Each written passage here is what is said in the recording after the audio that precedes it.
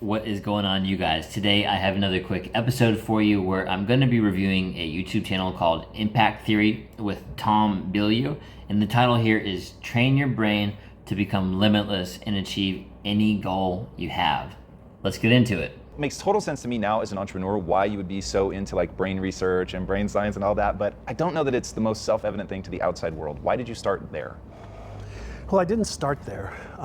What happened for me personally when I was a teen, between the age of 13 to 17, I got into enormous amount of trouble with the law. I did a lot of unethical things, and I was getting myself into so much trouble. And I had one mentor that my brother introduced me to. His name was Alan Brown. He was a very successful philanthropist, entrepreneur, and he agreed to meet with me for lunch one day. And he asked me, like, why are you doing these things? You seem like a nice young kid. And I said, I don't know, I just want to make some money and I just want to fit in. He goes, but you seem like you're intelligent. Why don't you just use your brain's natural abilities? I go, well, listen, based on my education and based on what the teachers have told me, I'm not going to do very well in life. And I left high school in grade 11 thinking that I'm not worthy enough, I'm not smart enough, I'm not good enough. And this one man in 1 minute, in one meeting, changed my life. Because he asked me. Okay, check that out. That's a good starting point here. So he was told, and he had this idea because he was like getting himself into trouble. You know, he thought he wasn't going to be good enough. He thought he wasn't going to succeed in life. So because of what he was hearing from other people, he was amplifying that behavior by getting himself into trouble, doing things that he shouldn't have been doing. And so he was amplifying that life because other people made him think he wasn't enough. And then he says right now he's about to talk about he had a mentor who in 1 minute changed his mindset, changed how he perceived himself so he could be massively successful. What goals do you have? And I said, what do you mean, what goals do I have? I said, I want to go out this weekend to the bar. I want to have some good food. I want to find a nice young lady to maybe hook up with. And he says, no, what are your bigger goals? And I didn't have any. So he actually sent me home. And he said, fill out these pieces of paper. And on the piece of paper, it said, like, what age do you want to retire by? Like, I was 19. This was May of 1980. I wasn't even started yet. I said, but just fill out these papers. So I said, I want to retire by the time I'm 45 with $3 million. I want to have a Mercedes. I want to have a house. I want to travel the world. I want to have a great lifestyle. And so I came back on Monday and he looked at it and he asked me one question. And that question transformed my life. And he said, are you interested in achieving these goals or are you committed?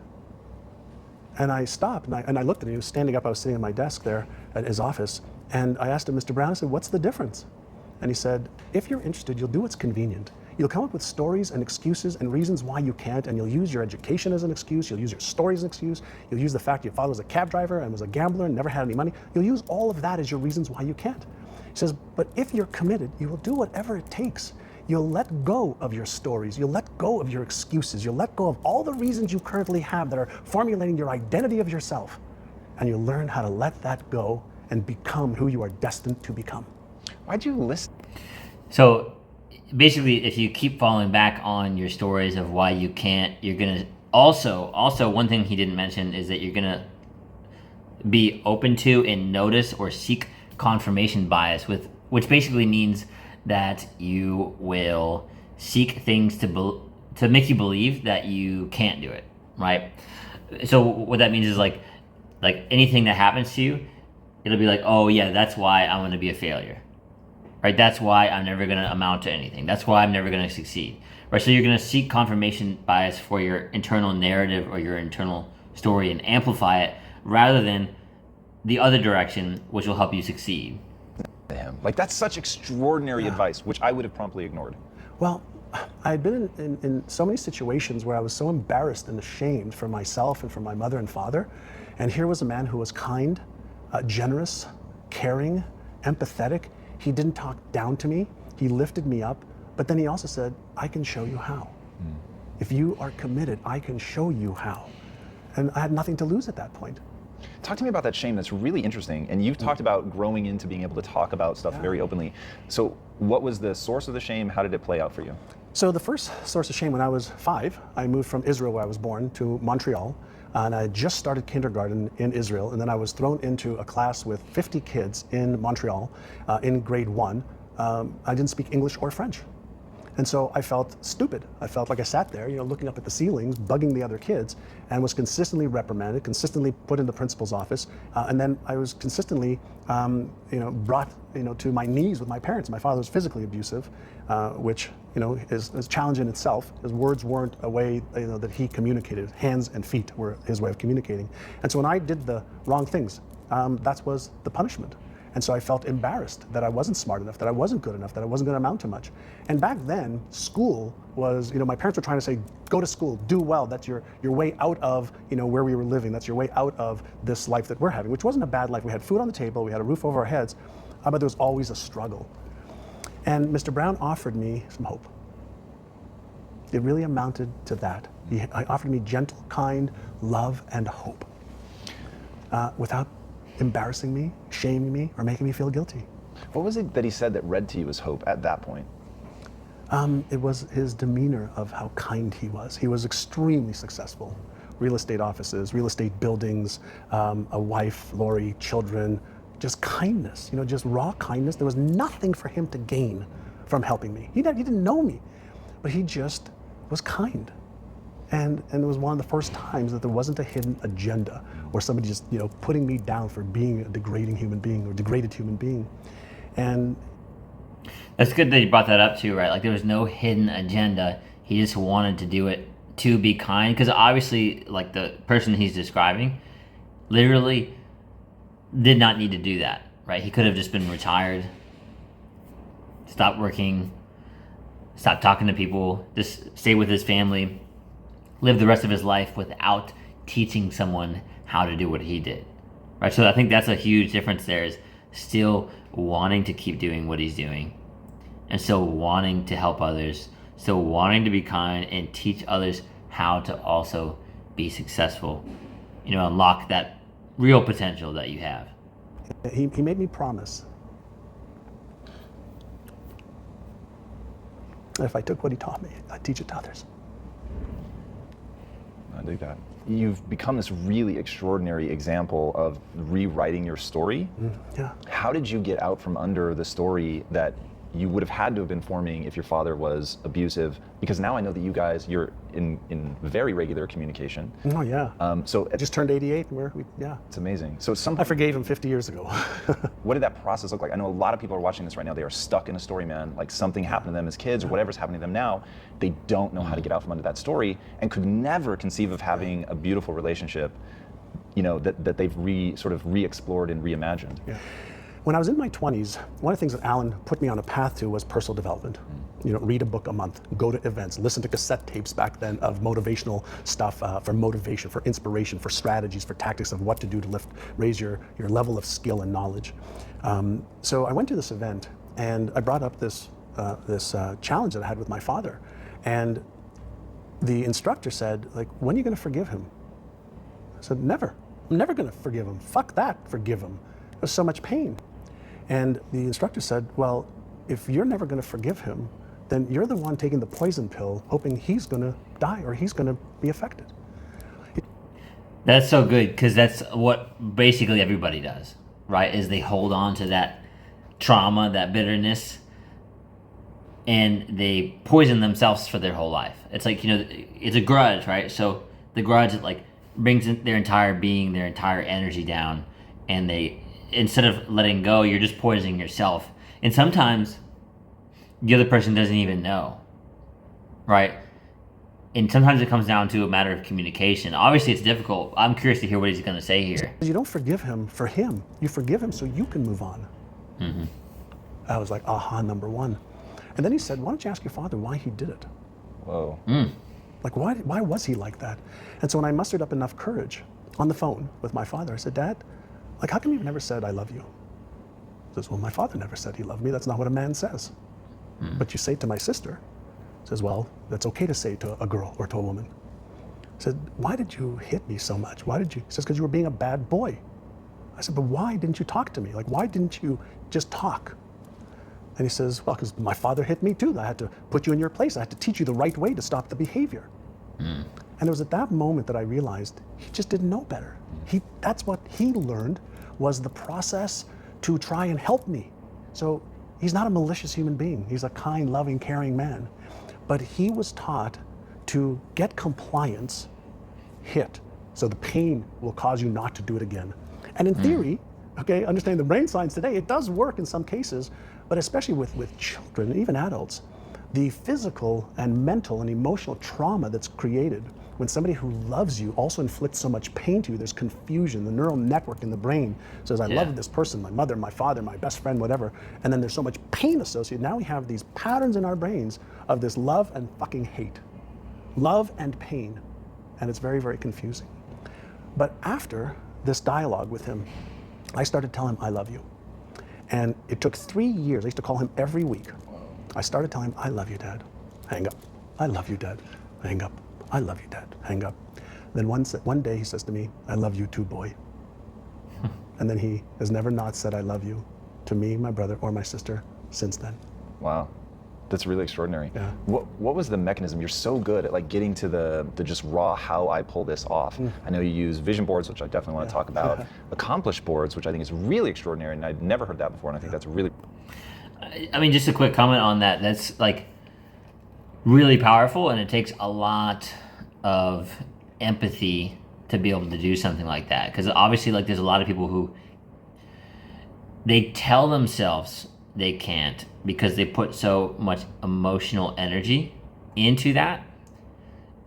Although it's always possible, right? It's always possible to be him in that circumstance. Like if you went through a situation like that, or a different one, right, where it causes that kind of pain for you. Like imagine, like, he mustered up the courage to have that conversation and ask why, and then he realized, of course, like, it's unfortunate that his dad did that, but he didn't know better, right? Like that's basically what he learned from his dad, so the grandpa in this situation, right? Like, that is pretty intense to realize, like, he just didn't really have the awareness to know better. And he was always able to be someone else, always able to change, right? And imagine, like, you just completely shut down the ability to have a good relationship there because you got so caught up in your trauma. Again, it's a difficult thing. I totally get it, right?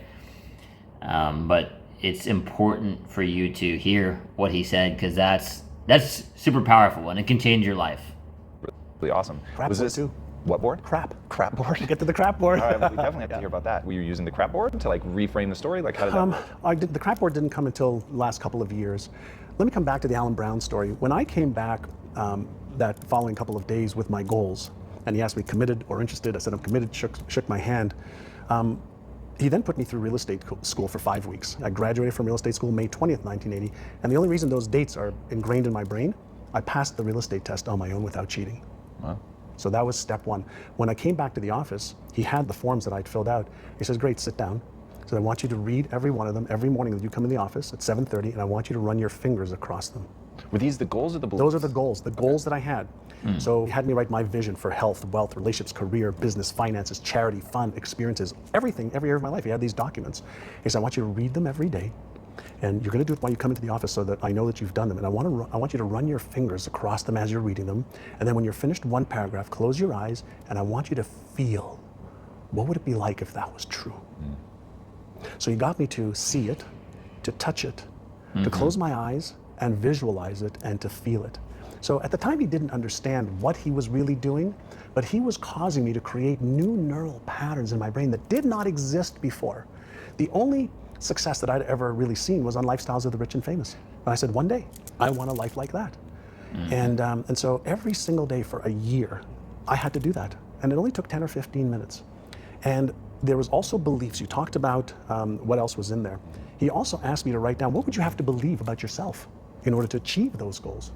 I said, well, I'd have to believe I'm smart enough, but I don't. He goes, I don't want to know what you don't. He says, what would you have to believe? I'd have to believe I'm smart enough. I'd have to believe I'm deserving enough. I'd have to believe I'm worthy enough. I'd have to believe I'm capable of doing this. I'd have to believe these things. I wrote out a bunch of things, and he added a few more. He says, great. Now I want you to record those things.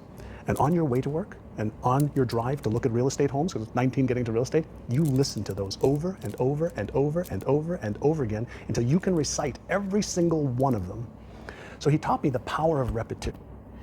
That's kind of cool. It's like, so he repeated that over and over, and then he was able to convince himself too, right? Like these are my goals, this is what's happening, this is how it feels, and you can essentially override your old programming, the old neural networks, and reprogram yourself. So you've like kind of like brainwashed yourself or hypnotize yourself. You know, people could say that, you know, you hypnotize yourself so that you start being that person, you know, whether it's while you're sleeping or listening to something that you recorded, like he said. Like that's super cool. And I also like that he mentioned like all the steps of, you know, writing it down, reading it, feeling it, closing your eyes, and actually feeling the emotion of it, not only like the running across the paper where you wrote it. It's important though that you write it, because a lot of people will like type it on their phone or type it on the computer. It's really not the same thing. It's not going to have the same effect as you actually taking a pen out or a pencil and writing it down and doing that over and over as well. It's funny, you might remember this, this like a Simpsons scene, or it's the Simpsons theme song, right, where Bart always has to write the same thing on the chalkboard over and over, so he learns, right, so he knows better, so he rewires what he's doing. That's exactly the same thing. He taught me the power of looking at stuff, touching stuff, feeling stuff, seeing stuff, hearing stuff, memorizing stuff. And at the time I was 19, I said, I felt this was fucking ludicrous to me, right? This is like, what the hell am I doing here? It was nuts. But that first year at 19, I made like 30 some odd $1,000, which was $5,000 more than my dad made as a cab driver. So I said, something's working. And I just kept doing it. I was too afraid not to. So I kept doing it. In the second year, I made $151,000. Whoa. 5 times. Wow. Now, in the second year, he started upgrading my knowledge and skill. $151,000 as a 20-year-old. That's nuts. And especially that was like 20 years ago or so, 20, 30 years ago. That's pretty nuts. It's more. So he started to say, okay, instead of doing this now you've graduated to doing this. And he taught me some upgraded skills.